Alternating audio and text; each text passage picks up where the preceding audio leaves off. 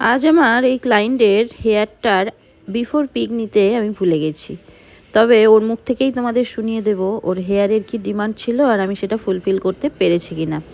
আজকের ওর আমি একটা অ্যাডভান্স কাট কেটেছি এবং আমরা কিন্তু কোনোভাবে ব্লো ড্রাই করি না, ব্লো ড্রাই ছাড়াই এই রেজাল্টটা এসছিল। তো ওর মুখ থেকেই শুনে নেওয়া যাক ওর কেমন লেগেছে। আচ্ছা, ওর আজকের এই কাটিংটা হয়েছে। ওর ডিমান্ড ছিল যে বাউন্সি লুক চাই। আমার যেহেতু একটু ফ্ল্যাটের দিকে হেয়ার, আর যেহেতু একটু বড় হয়ে গেছিলো বলে ফ্ল্যাটটা বেশি হয়ে গেছিলো, ওই জন্য একটু লুকস চেঞ্জ করতে চেয়েছে আর কি। লুকস চেঞ্জ হয়েছে, একদম ভালো লেগেছে।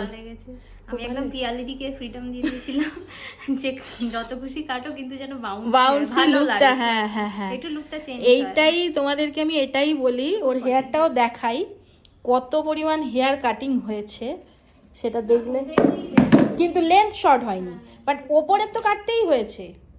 দেখো এতগুলো হেয়ার ওর কাটিং হয়েছে, ওপরের দিকের হেয়ার তো আমাকে কাটতে হবে না, বাউন্সি লুক না হলে আসবে কি করে।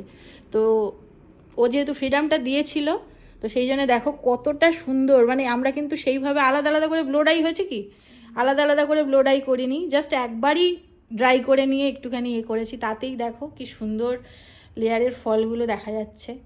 হ্যাপি? একদম। ঠিক আছে, থ্যাংক ইউ। Thank you.